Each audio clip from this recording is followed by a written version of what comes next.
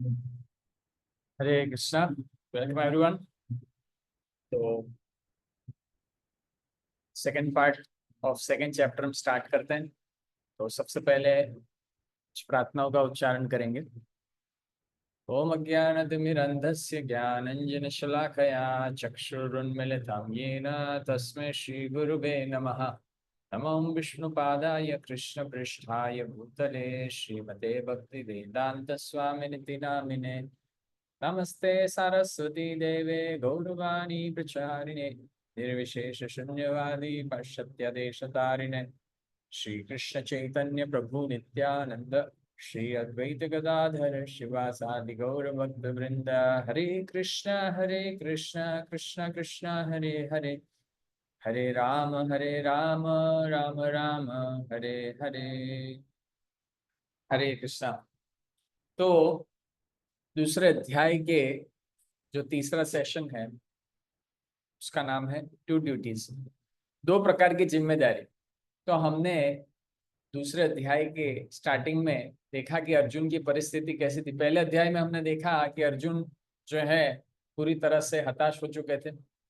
दूसरे अध्याय के शुरुआत में हमने देखा कि उन्होंने भगवान श्री कृष्ण की शरण ली। उसमें पहला था कि उसको डिसीजन क्राइसिस में था वो, सेकंड उसने भगवान की शरणागति ली। अब जब भगवान की शरणागति ली तो भगवान जो है उनको दो ड्यूटीज के बारे में यहाँ पर बता रहे हैं। तो दो ड्यूटीज बहुत इंपॉर्टेंट है और हमारे लिए आज इसमें बहुत सारे लेसन्स हैं जो कि इसके बारे में हम चर्चा करेंगे। तो दो ड्यूटीज जो है उसमें श्लोक संख्या 2.31 से लेकर 2.53 में भगवान ने डिस्कशन किया है। तो तराजू है और मैं एंड में आपको पूछूंगा कि हमारा तराजू कैसे बैलेंस है, कौन सी साइड झुका है कौन सी साइड नहीं झुका है। तो बहुत ही सुंदर श्लोक है भगवत गीता का 2.47।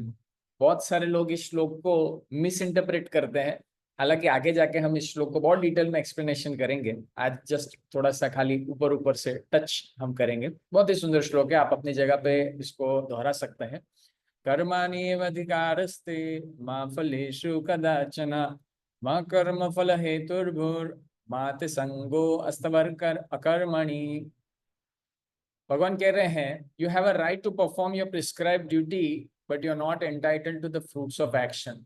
Never consider yourself the cause of result of your activities and never be attached to not doing your duty. तो भगवान कह रहे हैं कि तुम्हें अपना निर्धारित जो कार्य है उसको करने का अधिकार है, लेकिन उसके जो फल है उसका तुम अधिकारी नहीं हो। कभी भी अपने आप को कारण मत समझो सारी क्रियाओं का, ना ही तुम अपनी जो क्रिया है उसको न करने से आसक्त हो। मतलब ऐसा नहीं कि उसको मत करो, नहीं करने की आसक्ति मत बताओ। तो दो ड्यूटीज जो है वो कौन सी है? मोटा मोटी में दो ड्यूटी जो है, पहली ड्यूटी है वो है taking care of family and job, उसको कहते हैं स्वधर्म। और दूसरी ड्यूटी जो है ड्यूटी टूवर्ड्स द सोल, जो कि है chanting Krishna's name, reading Bhagavad Gita, और उस कार्य को कहते हैं सनातन धर्म। तो स्वधर्म और सनातन धर्म। तो दूसरे अध्याय में भगवान श्री कृष्ण ने स्पष्ट तरह से हमें समझा दिया है कि हम शरीर नहीं आत्मा है। हम ये शरीर नहीं, हम आत्मा है। लेकिन फिर भी हमारी एक सेकंड,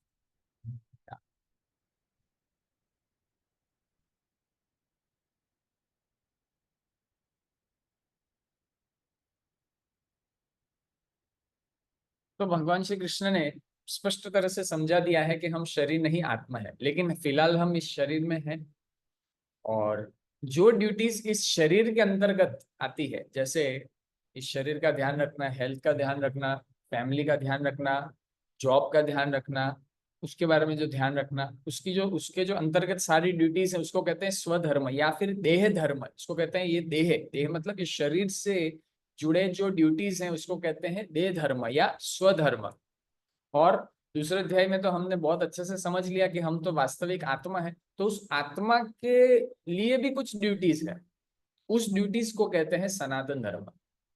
और वो ड्यूटीज के अंदर क्या क्या आता है? उस ड्यूटीज के अंदर आता है आत्मा की जो जो संदर्भ में जो क्रियाएं हैं, जैसे भगवान श्री कृष्ण का नाम जपना, हरे कृष्ण जो हरे कृष्ण महामंत्र है उसको जपना, भगवत गीता पढ़ना, प्रसाद खाना, भक्तों का संग करना, भगवान की सेवा करना, भगवान से संबंध बनाना, तो ये सारी जो ड्यूटीज हैं वो आत्मा की आती है।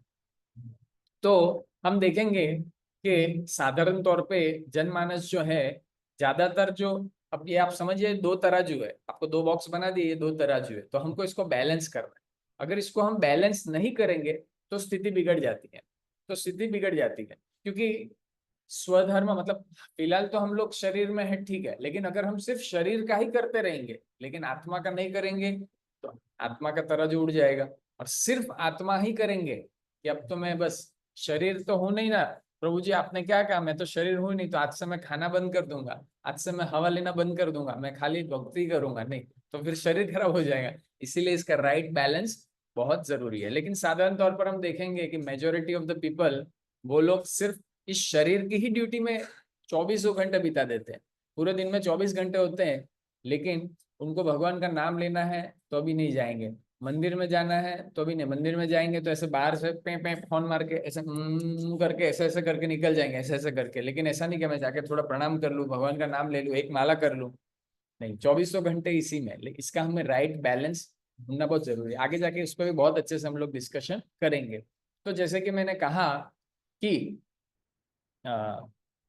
सिर्फ अगर हम शरीर का ही ध्यान रखेंगे और आत्मा का ध्यान नहीं रखेंगे तो ये किसकी तरह हो जाएगा, ये उसकी तरह हो जाएगा जैसे आपके पास एक सोने का पिंजरा है, उसके अंदर एक पक्षी है, लेकिन हम पूरा दिन क्या कर रहे हैं, हम पूरा दिन खाली वो पिंजरे को साफ कर रहे हैं। हम पिंजरा, ये पिंजरा है और इसके अंदर हम पक्षी हैं, तो ये पिंजरे को ही सिर्फ साफ कर रहे हैं, पिंजरे का ही पूरा दिन ध्यान रख रहे हैं।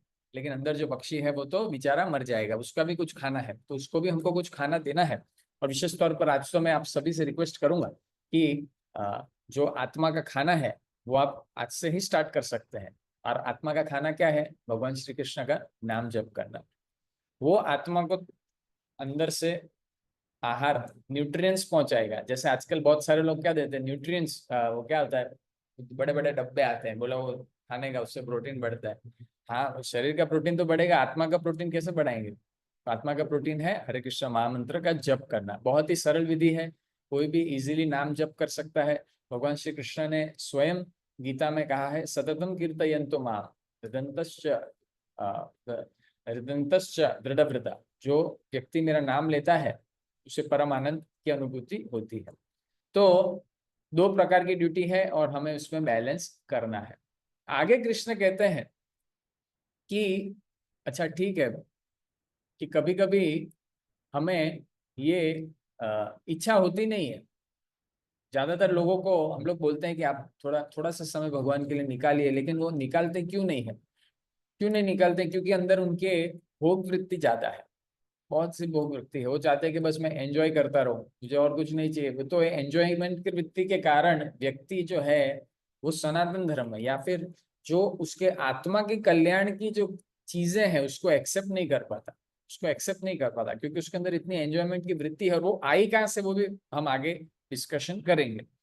आगे भगवान कहते हैं कि अर्जुन, अगर तुम जो सनातन धर्म है, जो आत्मा के कल्याण की क्रियाएं हैं, अगर उसको तुम थोड़ा भी करोगे तो क्या होगा, क्या होगा उसका? तो भगवान ने बहुत ही जबरदस्त यहाँ पे वर्ष नंबर 2.40 में इसके बारे में बताया है। क्या बताया है?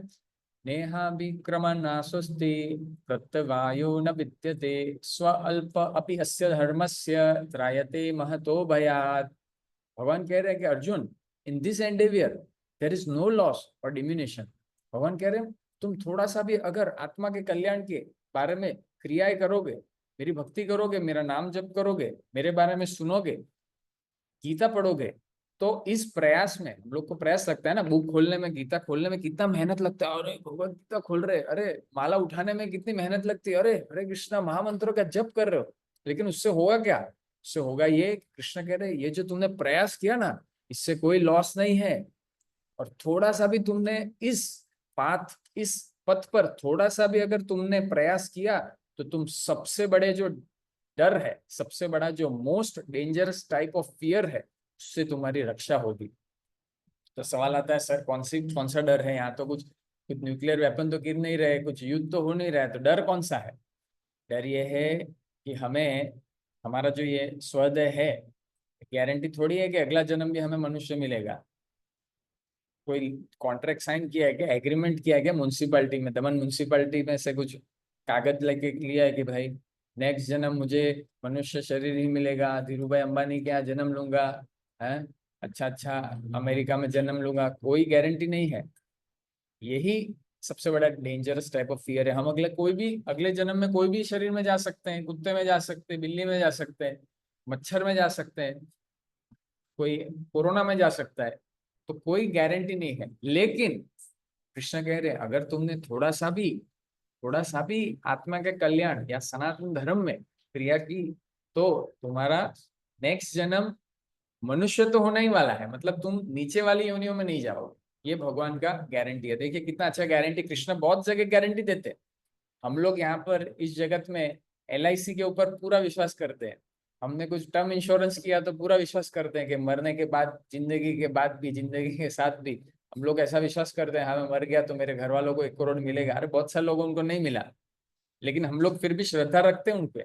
लेकिन कृष्ण के शब्दों पे हमारी श्रद्धा नहीं है, इसलिए कृष्ण के शब्दों पे हमें श्रद्धा रखनी चाहिए। कृष्ण हम थोड़ी झूठ बोलेंगे। कृष्ण यहाँ पे कह रहे हैं कोई व्यक्ति अगर थोड़ा सा भी इस कार्य में अपना कल्याण करेगा तो उसको सबसे बड़ा जो भय है उससे उसकी रक्षा होगी। तो यहाँ पे एक बहुत ही अच्छा लाइफ लेसन मिल रहा है। क्या लाइफ लेसन मिल रहा है कि miseries of life are the symptom of imbalance, pause and reflect, balance the two. कि जब हमें समस्या, जिंदगी में समस्या आ रही है तो ये समस्या किस कारण आ रही है कि हमारा दोनों बैलेंस नहीं है।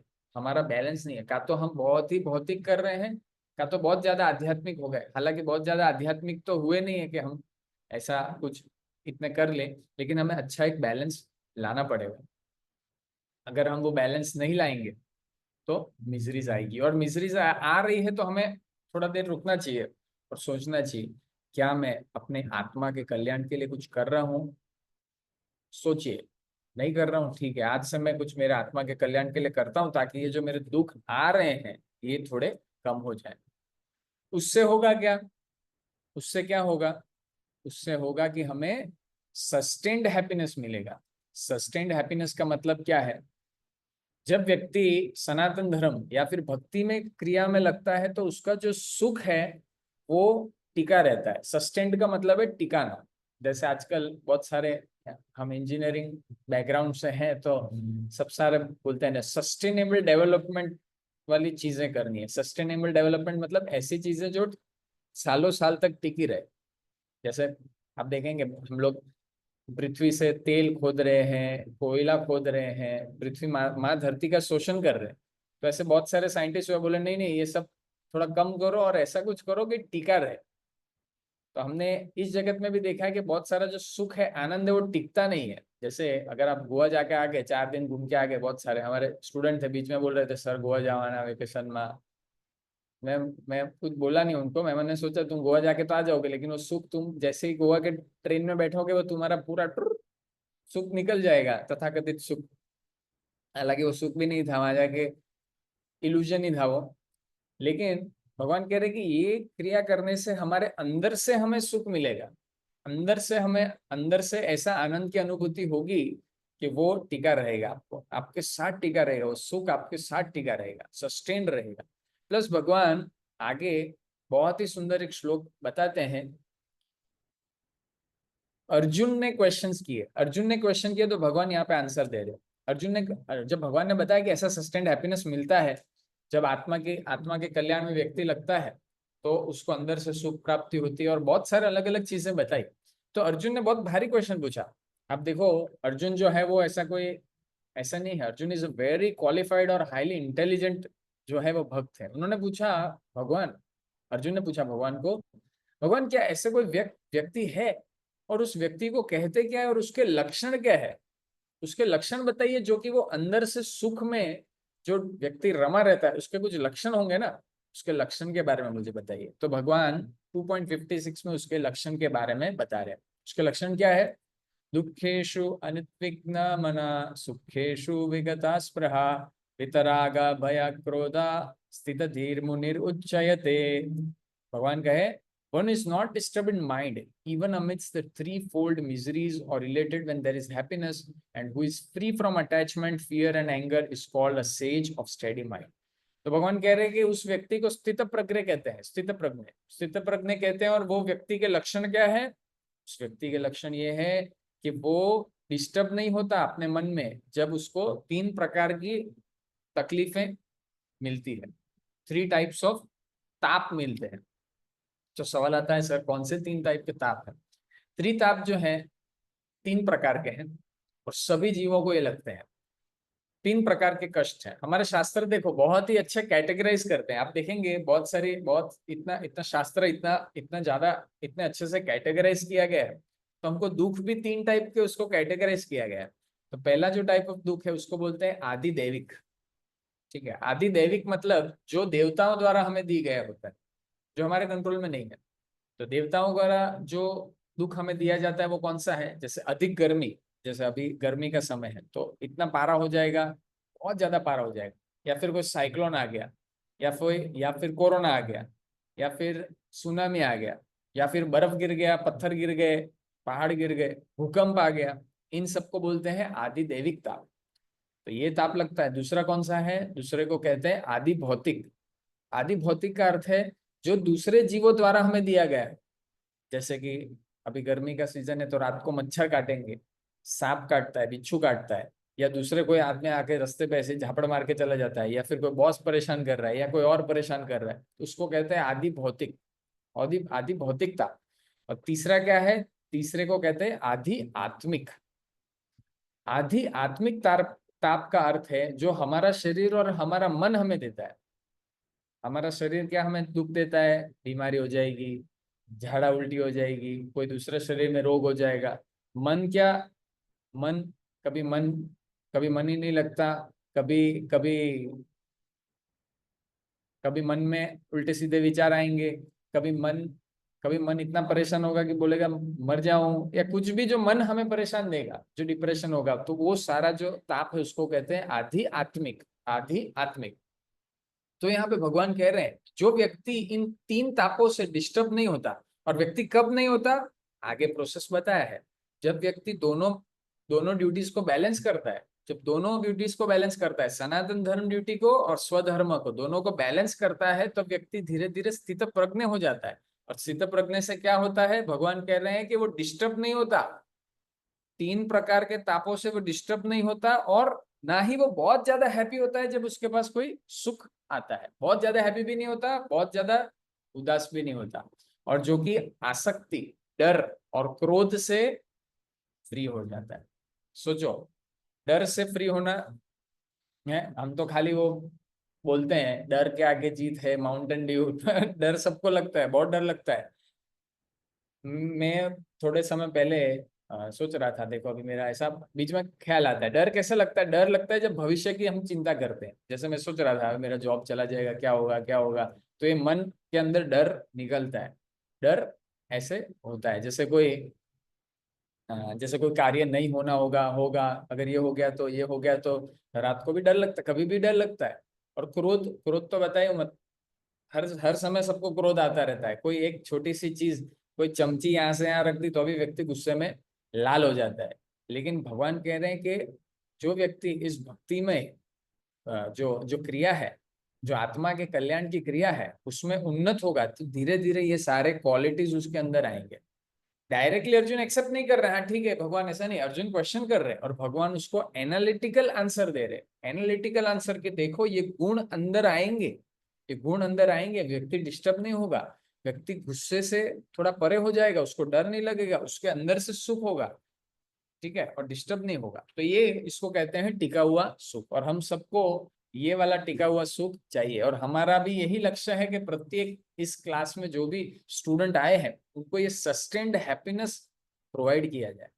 और ये सस्टेन्ड हैप्पीनेस जो हम मैं बात कर रहा हूँ, इसकी शुरुआत कहाँ से होती है? इसकी शुरुआत होती है भगवान का नाम जप करने से। जब हम भगवान का नाम जप करेंगे, हरे कृष्णा कृष्ण कृष्ण हरे हरे, हरे राम राम राम हरे हरे, इस महामंत्र का नियमित रूप से जप करेंगे, तो हम धीरे धीरे स्थित प्रज्ञ की ओर बढ़ेंगे। धीरे धीरे स्थित प्रज्ञ की ओर बढ़ेंगे और ये सारे गुण हम में भी धीरे धीरे आएंगे। थोड़ा समय लगेगा, लेकिन धीरे धीरे अवश्य ये सारे गुण आएंगे। आप धीरे धीरे खुद को महसूस करने लगेंगे कि मुझे भी डर नहीं लग रहा है। अब मैं छोटी छोटी बात में डिस्टर्ब नहीं हो रहा हूँ, लेकिन इसके लिए हमें ड्यूटीज को बैलेंस करना पड़ेगा। आप बोलोगे प्रभु जी मैं गीता क्लास तो अटेंड कर रहा हूँ ना, नहीं, लेकिन गीता क्लास का ये भी एक पार्ट है, भगवान का नाम जप करना भी एक पार्ट है, क्योंकि ड्यूटी है ना, तराजू है, मैंने बताया ना आपको, तराजू है। और विशेष तौर पर जो गीता का ज्ञान है वो टिकता किस पे है, वो जप करने वाले पे टिकता है। जब व्यक्ति जप करता है तो उसके अंदर वो ज्ञान वो टिकता है, उसका वेसल है ये। इसीलिए मैं तो रिक्वेस्ट करूंगा कि जो व्यक्ति जप नहीं कर रहे, वो नियमित रूप से आज एटलीस्ट 1 या 2 माला का जप शुरुआत कीजिए। 2 ड्यूटी आपको मैंने बताई है, एक ड्यूटी तो आप अच्छे से कर ही रहे हो, 24 घंटा करो, करना ही है उसको तो अच्छे तरह से, हम लोग भी कर रहे हैं, लेकिन दूसरी ड्यूटीज हमें ऐड करनी है, ये ऐड करनी ही पड़ेगी, तो ही हम ये स्थित प्रज्ञ जो है उस लेवल पर आएंगे। फिर आगे भगवान जो है और क्वालिटीज बता रहे हैं सेल्फ रियलाइज्ड सोल की। जो आत्म साक्षात्कारी व्यक्ति है उसके कुछ गुणों के बारे में और भगवान बता रहे हैं। पहला है कि give up all material desires. तो मटेरियल डिजायर्स का मतलब क्या होता है? मटेरियल डिजायर्स का मतलब ये होता है कि अनैतिक भोग की इच्छा जो है वो व्यक्ति कभी डिजायर नहीं करेगा। जैसे मैं आपको एक बहुत साधारण बात बताता हूँ। जैसे कोई रास्ते में गाड़ी जा रही है, कोई रास्ते में गाड़ी जा रही है, तो आप सोचेंगे ये काश ये मेरी ये गाड़ी मैं ले लूं, चोरी कर लूं, अंदर थॉट आएंगे। कोई बाइक जा रही है, जैसे आजकल बहुत सारे स्टूडेंट लोगों को गाड़ी का शौक है, तो मैं लैब में बैठा रहता हूँ, लैब में जाता हूँ तो पूरा दिन गाड़ियां देखते रहते हैं, वो बाइक्स देखते रहते हैं, मोबाइल देखते रहते हैं। तो ऐसे मोबाइल क्या वो चोरी भी कर लेता है। तो ऐसे जो डिजायर्स वो अपने आप वो उसके अंदर हृदय से निकल जाते हैं। फिर प्यूरिफाइड इन माइंड, अब उसका मन बहुत शुद्ध हो जाता है। इक्विपोइज्ड, जब व्यक्ति मन से शुद्ध होता है तो नेचुरली उसका माइंड बैलेंस रहता है, इक्विपोइज्ड होता है, वो सम होता है, सुख और दुख में भी वो समान रह सकता है।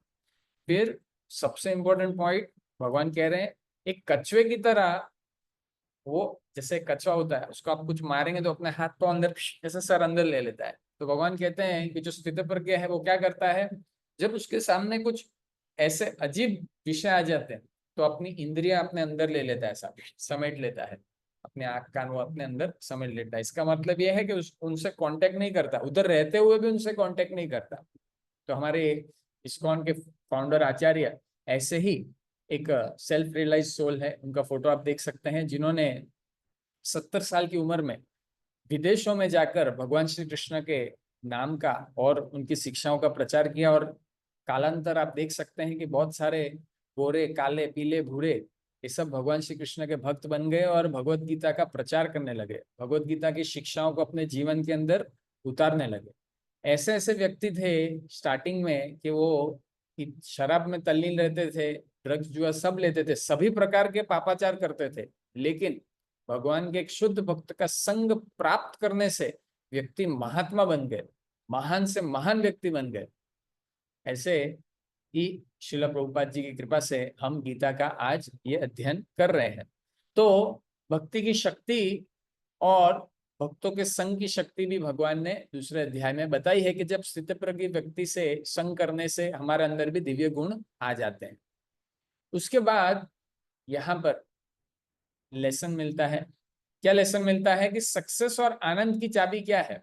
सक्सेस और आनंद की चाबी ये है कि जब व्यक्ति दोनों ड्यूटीज स्वधर्म और सनातन धर्म, दोनों ड्यूटीज को दृढ़ता से, डिटर्मिनेशन और उत्साह से करता है तो व्यक्ति इस जगत में भी हैप्पी होता है, इस जन्म में भी हैप्पी होता है और अगले जन्म में भी वो हैप्पी होता है। तो ये सक्सेस की चाबी है।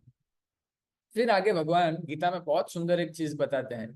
क्या बताते हैं कि अर्जुन अर्जुन क्वेश्चन पूछता है कि उसको अंदर क्वेश्चन आता है कि तो इतना इतना अगर इतना ही डिफिकल्ट है तो इसको कैसे पार करें? स्व व्यक्ति पूरा टाइम स्वधर्म में लगेगा, उसको सनातन धर्म करना है, लेकिन उसको पार कैसे करें? तो भगवान कह रहे हैं कि अर्जुन जब तुम हायर टेस्ट का अनुभव करोगे तो लोअर टेस्ट अपने आप चले जाएंगे। जैसे अगर मैं आपको कोई गरम गरम पनीर का सब्जी लाके दूं, गरम गरम पनीर का सब्जी, हाँ, शुद्ध A2 देसी गिर गाय के घी में बनाया हुआ सब्जी है और मस्त पनीर है, एकदम मलाई पनीर ताजा निकाला हुआ, और दूसरी प्लेट में आपको 5-6 दिन पुराना रोटी दूं और उसके ऊपर मक्खियां घूम रही है, तो आप क्या खाएंगे? आप खाएंगे पनीर, गरम गरम सब्जी खाएंगे ना, टेस्ट है उसके अंदर।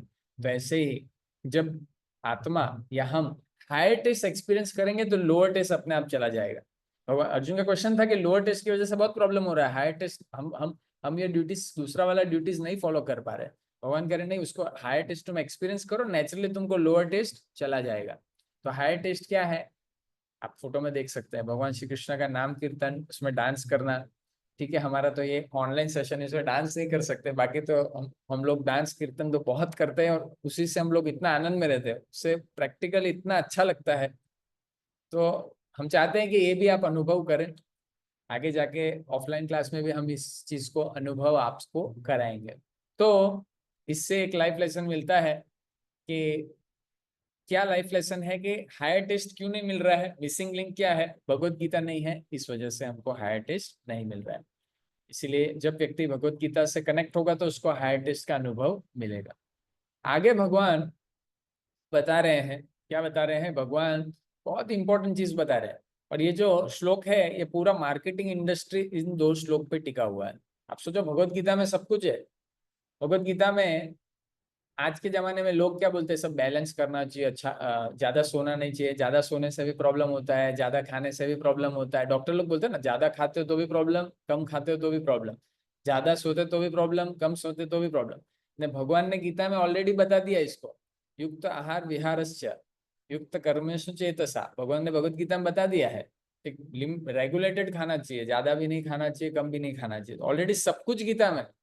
तो मार्केट इंडस्ट्री का जो जो फॉर्मूला है वो भी गीता में भगवान ने बताया है, और कैसे व्यक्ति जो है, व्यक्ति का पतन होता है, कैसे व्यक्ति बुरी आदतों में फंसता है, उसके बारे में यहाँ पर भगवान ने बहुत ही सुंदर श्लोकों में बताया है। ध्यायतो विषयान पुंसा संगस्तेषुपजायते संगात संजायते काम कामत क्रोध विजायते क्रोधत भवति सम्मोह सम्मोहत स्मृति विभ्रमः स्मृति भ्रंशत बुद्धिनाशो बुद्धिनाशात् प्रणश्यति। तो भगवान कह रहे हैं कि अर्जुन, जब व्यक्ति ध्यान करता है अपने, जब जब जब वो विषयों का ध्यान करता है, 5 प्रकार के विषय है। जैसे आंख का विषय क्या है, रूप, कान का विषय क्या है, ध्वनि, जीवा का विषय क्या है, स्वाद, नाक का विषय क्या है, सुगंध, चमड़ी का विषय क्या है, स्पर्श।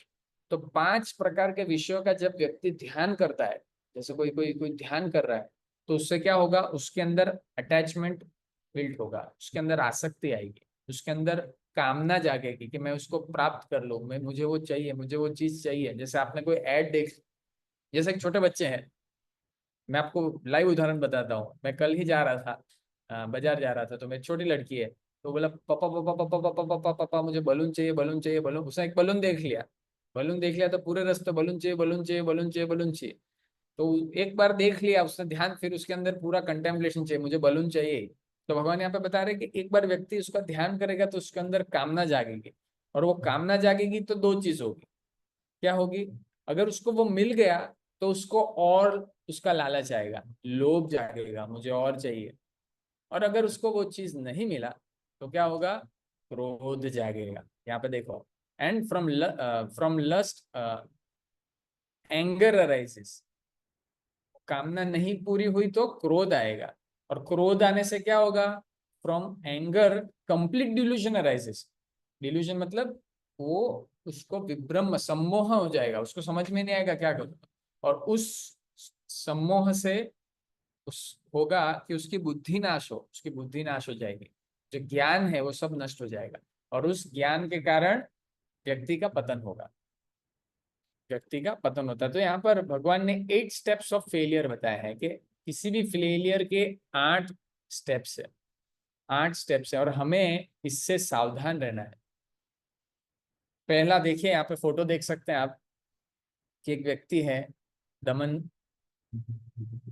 समझ लीजिए बार में कोई बैठा है, बाहर जाना है यार, बाहर में जाने की बात करे, बाहर में बैठा है समझ लो, तो contemplating on object of senses, वो सोच रहा है मुझे दारू पीना है, मुझे पीना है, मुझे पीना है, मुझे पीना है, ऐसा मुझे बस बो मजा आवे, पियत पड़े भाई, नहीं पिए तो नहीं चाले, टॉनिक छा, तो ऐसे सब कर रहा है। तो उससे क्या हुआ, सेकंड स्टेप, उसके अंदर आसक्ति जागी, बस पियोन हो जावे तो जुए, मैगी चाहिए ही चाहिए। और एना वजह उसके उसके उस वजह से क्या हुआ, उसके अंदर कामना जागी और उसने दारू पी लिया। देखो, पूरा डूब चुका है।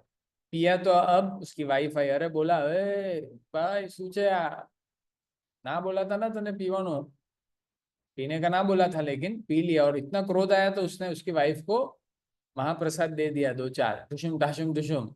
अब जब महाप्रसाद दे दिया तो क्या हुआ, अब उसको अब समझ में नहीं आ रहा मैंने क्या किया क्या हुआ। अब डिवेलपमेंट ऑफ मेमोरी, उसने कुछ बहुत ज्यादा मार दिया। आप देखेंगे बहुत डोमेस्टिक वायलेंस ये ड्रंकर्ड दारू पीने से की वजह से होता है।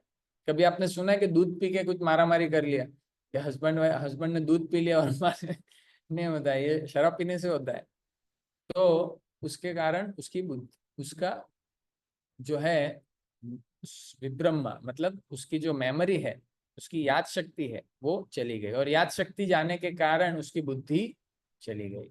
उसकी बुद्धि में विवेक ही नहीं रहा कि मुझे करना क्या है और नहीं करना, और उस वजह से उसका पतन हो गया, फॉल डाउन। तो आप देखेंगे 8 स्टेप्स ऑफ फेलियर भगवान ने गीता में बताया है। इसीलिए इससे हमें एक लेसन मिलता है। क्या लेसन मिलता है, कि जब भी हमारे माइंड में थॉट्स खराब आ रहे हैं, विचार ही खराब आ रहे, तो उसी समय हम उसको एक्शन ले लेना है और उसको कन्वर्ट कर देना है। उस विचार को कन्वर्ट कर देना है, नहीं तो वो विचार हमें कहाँ से कहाँ ले जाएगा।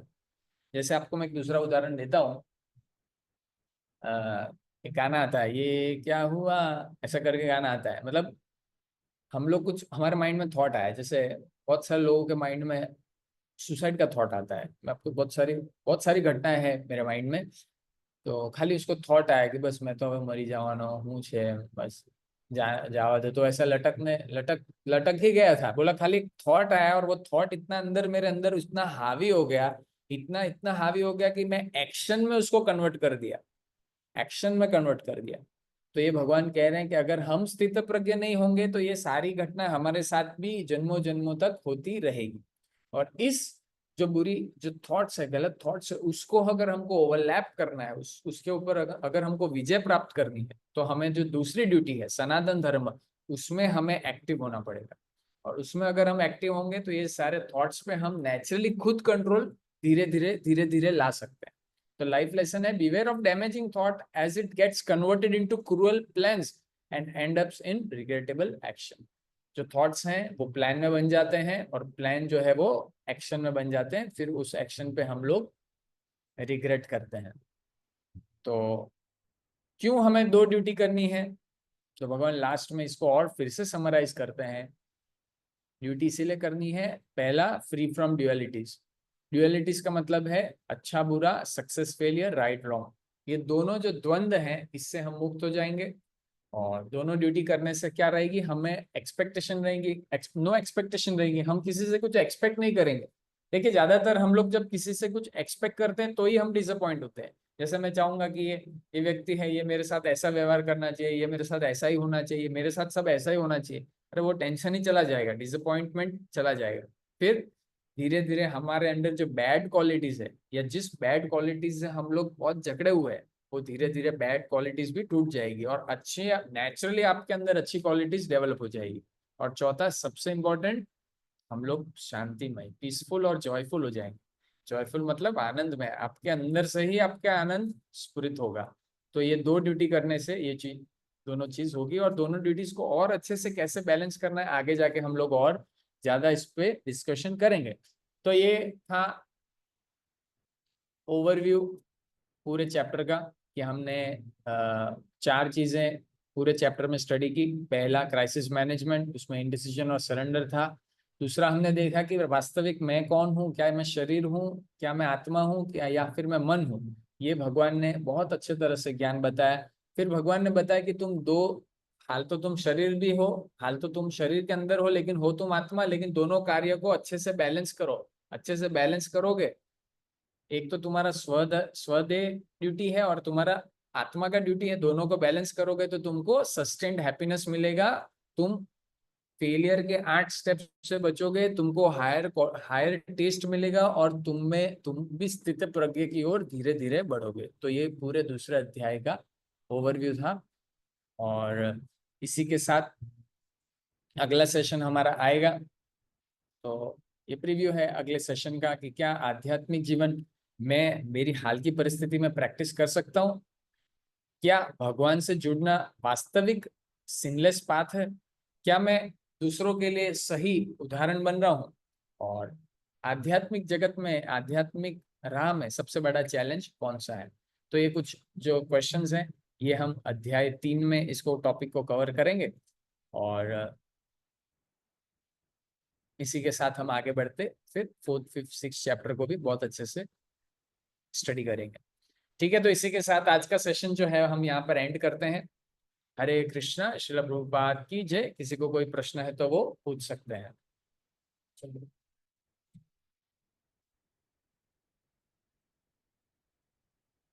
Sir can you please repeat what are the duties? अच्छा, okay. Kriti is asking what are दो ड्यूटीज कौन सी है, तो रिपीट करता हूँ, मैं आपको स्लाइड ही बता देता हूँ।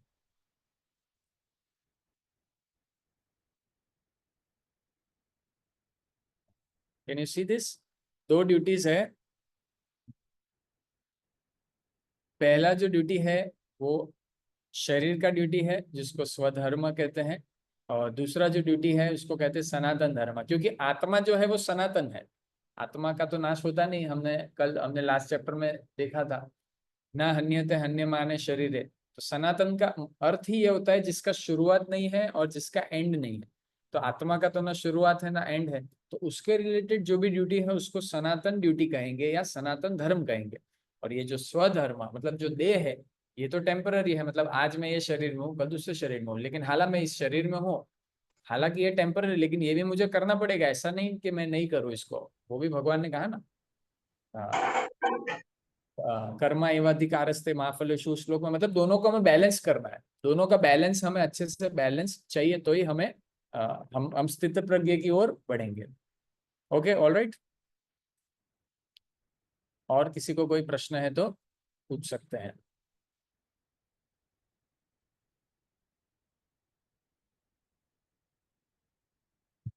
अच्छा, okay Prabhu ji, can you define स्थित प्रज्ञ वंस अगेन? अच्छा, ओके। तो स्थित प्रज्ञ वो व्यक्ति है जो आत्मा की स्थिति में घूम रहा है या आत्मा की स्थिति में रह रहा है। एक सेकंड, मैं आपको स्लाइड बताता हूँ। यही है। तो जब व्यक्ति को, जब हमें पता चल गया है कि हम शरीर ने आत्मा, लेकिन हम लोग इसको रियलाइज अनुभव नहीं कर सकते। तो जब व्यक्ति वास्तविक आत्मा की स्थिति में रहता है, तो उसके शरीर के साथ कुछ भी होता है उसको फर्क ही नहीं पड़ता, क्योंकि उसको पता है कि मैं ये शरीर नहीं हूँ, मैं तो आत्मा हूँ। मैं तो ये तो कपड़ा है खाली। लेकिन वो स्थिति धीरे धीरे आती है। उस स्थिति में आने के बाद कुछ लक्षण दिखाई देते हैं। क्या दिखते हैं? कि वो डिस्टर्ब नहीं होता। उसको आप गाली दोगे ना तो भी वो ऐसे शांति से सुन लेगा। आप उसको झापड़ मारोगे तो भी वो सुन लेगा। और उसको बहुत ज्यादा सुख कुछ मिल गया, करोड़ रुपए, तो भी वो बहुत ज्यादा हैप्पी नहीं होगा, वो बैलेंस रहेगा। ऐसा नहीं कि हाँ गांडा हो गया, हाँ हाँ हाँ करोड़पति हो गए, और दुख हो गया तो बाल नोचेगा। नहीं, दुख होगा तो दुख होगा, लेकिन इतना ज्यादा नहीं। गांडे जैसा दुख नहीं होगा, ना ही गांडे जैसा सुख होगा। और वो डर, आसक्ति और एंगर तीनों से वो फ्री हो चुका है। आसक्ति मतलब जैसे उसके पास से कोई चीज चली जाएगी, जैसे उसके रास्ते में उसका कहीं जा रहा है, उसका पॉकेट चोरी हो गया, तो डरेगा नहीं। कोई बात नहीं, कोई बात नहीं। और डर, उसको भविष्य का डर नहीं है कि मेरे साथ आगे जाके क्या हो जाएगा, ये हो जाएगा, ये नहीं हुआ तो क्या होगा, ये नहीं हो गया तो क्या होगा। और एंगर भी नहीं आएगा, क्रोध भी नहीं आएगा। तो ये तीनों जो ये सब चीजों से वो फ्री हो चुका है। तो उसको कहते हैं सेज ऑफ स्टेडी माइंड, स्थित प्रज्ञ। ठीक है, तो ये धीरे धीरे बहुत सालों साल जब हम कृष्ण भक्ति का अभ्यास करेंगे, तो धीरे धीरे ये गुण हम में भी धीरे धीरे आएंगे। इट टेक्स टाइम, बहुत टाइम लगता है, लेकिन आएंगे जरूर, आएंगे जरूर। और हमारा ये गोल होना चाहिए, हम भी धीरे धीरे स्थित प्रज्ञ बने। ठीक है, और कोई क्वेश्चंस?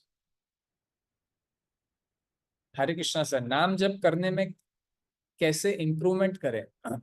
ओके, विनय का बहुत अच्छा क्वेश्चन है कि नाम जप करने में कैसे इंप्रूवमेंट करें।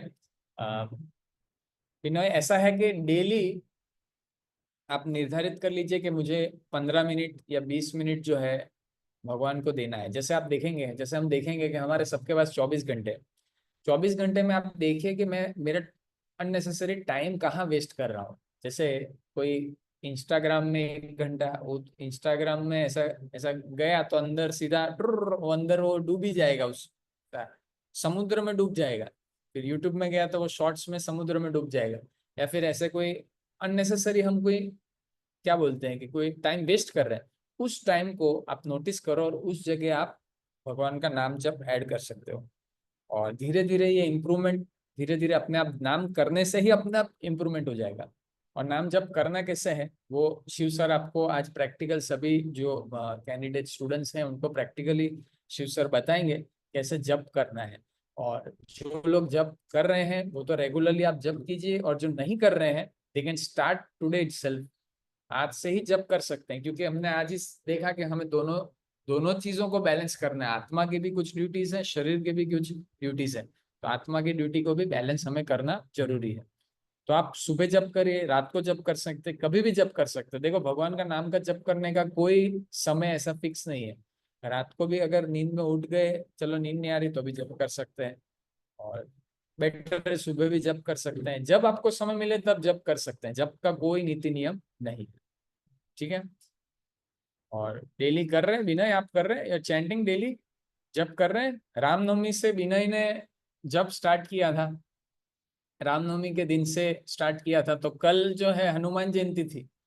तो हनुमान जयंती से भी आज जो लोग जप नहीं कर रहे हैं दे कैन स्टार्ट, इसका अनुभव कीजिए, हायर टेस्ट का अनुभव कीजिए। अभी मैंने बात तो आपको बता दी कि सर हायर टेस्ट होता है, पनीर होता है। अभी तो वो पनीर खाएंगे कैसे? वो जप करने से खाएंगे। तो शिव सर, श्याम दर्शन प्रभु आज अच्छे से आपको बताएंगे कि कैसे जप करना है। ठीक है, एनी मोर क्वेश्चंस?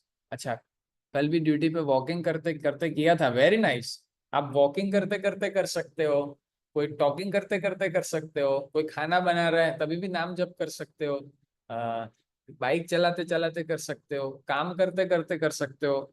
देखो कितना अच्छा भगवान ने क्या सुविधा दी, हर व्यक्ति कहीं पे भी कर सकता है, नहाते नहाते भी कर सकते हो, भगवान का नाम जप करते करते कर सकते हो। शिव स्वराज आपको बहुत सारे कीर्तन भी भेजेंगे, कीर्तन सुन सकते हो।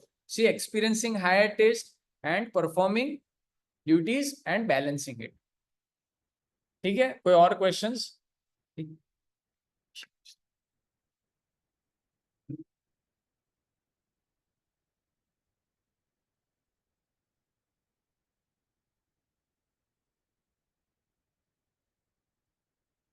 Okay, thank you so much Dhananjay Arjun Prabhu.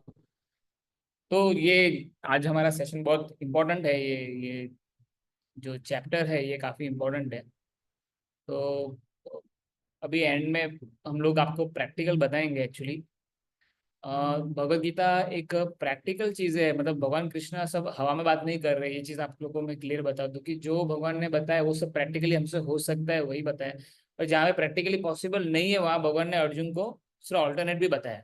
In fact Arjun ने भी दलील की कि कुछ चीजें जैसे ध्यान करना आंख बंद करके बहुत मुश्किल है, क्योंकि उसका प्रोसेस क्या है, ऐसे सीधा बैठो, ये नाक को देखो और ऐसे बैठे रहो, तो वो सब चीजें फिर अर्जुन बोलता है कृष्णा इज नॉट पॉसिबल। तो भगवान बोला यस। तो उसके लिए क्या कर सकते हैं, तो भगवान ने कहा कि मेरा नाम का कीर्तन। तो कलयुग के अंदर नाम का कीर्तन करने का बहुत महत्व है। तो जो ये हमारा भगवत गीता का स्टडी है, एक्चुअली भगवत गीता पढ़ने का पर्पस क्या है कि अल्टीमेटली हम लोग क्या करेंगे, गीता पढ़ लिया उसके बाद क्या करेंगे, क्वेश्चन आएगा गीता पढ़ लिया अब क्या करना है करके। तो गीता पढ़ने के बाद एक्चुअली हमको प्रैक्टिकली उसको जीना है, तो इसका एडवांटेज हम ले सकते हैं। जैसे जैसे यहाँ पे जितने भी लोग हैं सब साइंस पढ़े हुए हैं लाइफ में। तो साइंस में कैसा होता है, पहले थियोरेटिकल क्लास होता है जिसमें थियोरी समझा देते हैं कि हाँ हाइड्रोजन लोगे ऑक्सीजन लोगे मिलाओगे तो वाटर बन जाएगा। ये आपने सुन लिया, पर जब तक आपने इसको बनते हुए नहीं देखा तब तक आपको पूरी तरह से क्लियर नहीं होगा कि ये चीज कैसे हो रही है, क्या हो रहा है, उसमें से क्या सीखना है मेरे को, क्या उसका प्रैक्टिकल करना बहुत जरूरी है। तो उसी तरह भगवत गीता में जो नॉलेज लिया इसको प्रैक्टिकल भी साथ साथ में हम कराएंगे आपको इस पूरे कोर्स में। तो आज जो हम आपको सिखाने वाले हैं वो है कि भगवान का नाम जप कैसे करें, मतलब भगवान के नामों का कीर्तन कैसे करें। तो दो प्रकार से कीर्तन होता है, जब होता है, एक होता है सबके साथ, वो कहते हैं संकीर्तन। संकीर्तन में 15-20 लोग साथ में नाच रहे और भगवान का नाम का कीर्तन हो रहा है। आपने बहुत सारे ऐसे वीडियोस देखे होंगे, हम भी हरिनाम संकीर्तन करते हैं, रोड पे जाके कीर्तन करते हैं। तो मैं आपको वो वीडियो भी भेजूंगा। वो हो गया सबके साथ, हम सबके साथ कीर्तन करके आनंद ले सकते हैं भगवान के नाम। दूसरा है, सो कहते हैं नाम जप कीर्तन, नाम जप कहते हैं, वो होता है पर्सनल, जब अकेले कर रहे हो जिसमें आप भगवान का नाम उच्चारण कर रहे हो और सुन रहे हो। तो मैं स्पेशली आपको आज वो बताने वाला। तो जैसे मेरे पास ये मेरी चैंटिंग बैग है, इस चैंटिंग बैग के अंदर मेरे पास माला है, जो ये माला होती है, ये 108 मोती इसमें होते हैं। और इसके ऊपर लाइक एवरी एवरी बीट को पकड़ के हम महामंत्र का चैंट करते हैं। तो महामंत्र तो आपने ऑलरेडी सुन रखा है सब लोगों ने, फिर भी मैं वापस आपको बताता हूँ। तो जैसे ये चैंटिंग बीट जो है, जो ये माला है, जप माला, इसको पकड़ के हमको ये महामंत्र उच्चारण करना होता है। हरे कृष्णा कृष्णा कृष्णा हरे हरे, हरे राम राम राम हरे हरे। तो ये महामंत्र चैंटिंग एक बार आपने किया, फिर आप नेक्स्ट बीट पे जाइए। ऐसे करते करते आप माला करते रहेंगे, ऐसे करते करते 108 टाइम्स जब कंप्लीट होता है, उसको कहते हैं कि आपने एक जप माला कंप्लीट की, एक माला जब आपका कंप्लीट हुआ। तो हम शुरुआत में तो आप सजेस्ट करते हैं कि आप ठीक है जितना हो सके उतना करने के लिए, तो एक से तो शुरुआत कर सकता है हर एक पर्सन। ये हो गया भगवान का नाम का जप। फिर भगवत गीता तो सुन ही रहे ऑलरेडी, फिर भगवान के नाम का कीर्तन सुनना, तो मैं आपको वो कीर्तन भी भेजूंगा, जिसे हम म्यूजिक सुनते हैं और हम उस म्यूजिक के साथ हम अपने माइंड को वहां पे लेके जाते हैं। इसी तरह भगवान का नाम का कीर्तन हम सुनते हैं तो हमारा मन सीधा कृष्ण में हो जाता है और हम भगवान के पास पहुंच जाते हैं। उससे आदमी अपलिफ्टेड फील करता है, उससे आदमी को लगता है कि भाई मेरे लाइफ के जितने प्रॉब्लम है सारे छोटे हो गए। तो वो पावर जो है वो भगवान के नाम में, वो शक्ति है जो हमारे सारे प्रॉब्लम्स को मिनिमाइज कर सकते हैं। तो से मैं आपको एक चीज शेयर करूंगा कि मेरे को कल एक स्टूडेंट ने अ, वो स्टूडेंट 16 या 20 राउंड्स करते हैं, मतलब 16 माला जप या 20 माला जप करते हैं, जिसको करने में 3 घंटे लगते हैं। तो उनसे मेरा कम्युनिकेशन हुआ, तो उन्होंने अपने खुद के एक्सपीरियंस बताए जो मैं आपके साथ शेयर करने वाला हूँ, ताकि आप लोगों को ये आइडिया आए कि ये चीज़ कितनी पावरफुल है। तो वो स्टूडेंट ने मुझे बताया कि सर मैं एक जगह बैठ के कंटिन्यूसली ये चैंटिंग करती हूँ तो मुझे 3 घंटे लगते हैं। मैंने बोला क्या बात कर रहे हो इतना सारा? तो बोला सर क्योंकि जब मैं चैंटिंग करती हूँ, हाँ, वो गर्ल थी स्टूडेंट, तो चैंटिंग करती हूँ तो क्या होता है, सडनली जो जितने भी मेरे मेरे मन में जितने भी टेंशन वाली चीजें थी और मेरे को जो भी डर लगता था कि मेरे भविष्य में क्या होगा, भविष्य की जो चिंता है, वो सब गायब हो गई। तो जैसे वो चैंटिंग करती है बोलते कि सर ऐसा लगता है जैसे मैं एक दूसरे वर्ल्ड में ट्रांसफर हो गई हूँ, और वहां से जब मैं रिटर्न इस वर्ल्ड में आती हूँ तो मेरे को सब अच्छा से हैंडलिंग होता है। तो वो क्यों होता है? क्योंकि वो जब चैंटिंग करते हैं, जब भगवान का नाम लेते हैं, तो एक्चुअली हम भगवान के साथ एसोसिएशन कर रहे हैं, उसके बराबर है वो चीज। तो उसका इफेक्ट, जैसे अगर आप मान लीजिए किसी गुंडे के साथ 2-3 घंटा घूम के आएंगे, तो हमारी भाषा टपोरी जैसी हो जाएगी, हमारा सोचना भी गुंडे जैसा हो जाएगा। इसी तरह अगर हम अच्छे व्यक्ति का संग करते हैं तो हमारे अंदर अच्छी फीलिंग्स डेवलप होती है। तो भगवान से श्रेष्ठ कौन व्यक्ति है?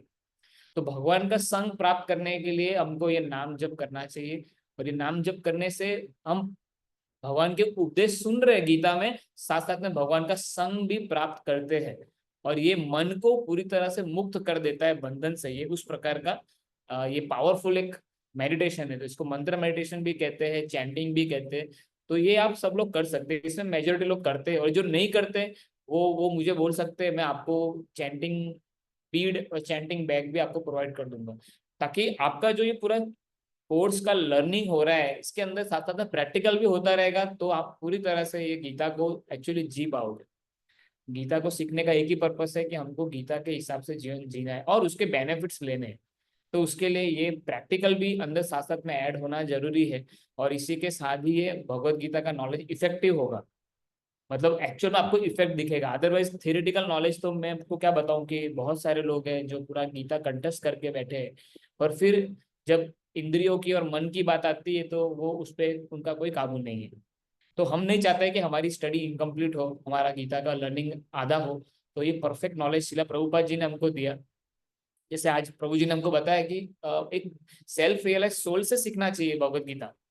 तो सेल्फ रियलाइज सोल के एग्जाम्पल श्रीला प्रभुपाद जी है, क्योंकि उन्होंने अपनी भक्ति के दम पे इतना सारा लोगों को आ, भक्त बना दिया, इतने सारे लोगों की जो बुरी लाइफ थी उसको चेंज करा दिया। तो ऐसे सेल्फ रियलाइज सोल के गाइडेंस में हम ये चीजें सीख रहे हैं। तो आई एम श्योर कि अगर हम ये चैंटिंग को भी ऐड करेंगे, भगवत गीता रीडिंग करेंगे, भगवत गीता को बोलेंगे, एक दूसरे के साथ चर्चा भी करेंगे, तो वास्तव में भगवत गीता हमारे अंदर उतरेगा। सो आई होप कि आप लोग आज बहुत सेटिस्फाइड होंगे आज की सेशन के, क्योंकि आज हमने सेकेंड चैप्टर कंप्लीट कर दिया है, जो कि बहुत ही लेंथी चैप्टर है और इसमें बहुत सारे इंपॉर्टेंट टॉपिक्स थे। तो इस क्लास का रिकॉर्डिंग भी शाम को मैं भेज दूंगा, और फिर क्विज हम लोग 1-2 दिन में कंडक्ट करेंगे, ताकि जो लोग ने मिस कर दिया वो रिकॉर्डिंग देख सके। और उसके साथ साथ आप चैंटिंग जो लोग नहीं करते वो लोग मुझे मैसेज कर सकते हैं, और मैं आपको चैंटिंग का जो पूरा सिस्टम है या तो जो भी उसके लिए चीजें आवश्यक है वो हम आपको प्रोवाइड भी करेंगे। तो इसी नोट पे मैं आज का क्लास एंड कर रहा हूँ यहाँ पे। So I want to thank you Dhananjay Arjun Prabhu कि टाइम निकल के आए, और आप सब लोगों का कि आप लोग भी समय पे यहाँ पे उपस्थित थे और गीता क्लास सुनने के लिए अपनी प्रेजेंस यहाँ पे रखी। और हमारा ड्रीम है कि एक दिन हम ऑफलाइन भी मिलेंगे सब लोग, लाइक ऑफलाइन क्लास भी हमको करने की इच्छा है, बट फिलहाल शुरुआत में हम जब तक स्टडी ना हो तब तक हम लोग ये ऑनलाइन का माध्यम से भी कर रहे हैं। तो और लोगों को आप इनवाइट करिए, हमारा यही कहना है कि आप और लोग को इनवाइट करिए, क्योंकि ये ऐसा नॉलेज है जो किसी की भी लाइफ चेंज कर सकता है। और हम जानते हैं हमारे आसपास में, हमारे पहचान में कितने लोग बुरी परिस्थिति में गुजर रहा है, अपना जीवन को गुजार रहे हैं, तो उनको समस्याएं हैं। और हम कई बार सोचते हैं कि हम भी कैसे मदद करें, पर हम मदद कर नहीं पाते। हम पैसे दे देते हैं, हम उनको कुछ चीजें दे देते हैं, पर उससे परमानेंट सॉल्यूशन नहीं हो रहा है। परमानेंट सॉल्यूशन के लिए हमको उसको भगवत गीता के नॉलेज से कनेक्ट करना चाहिए, भगवान श्री कृष्णा के साथ कनेक्ट करना चाहिए, जिससे वो व्यक्ति अपने जीवन में समस्याओं से मुक्त हो सकता है। ठीक है, thank you so much once again. Srila Prabhupada की जय, श्रीमद् भगवद गीता की जय। Good bye everyone.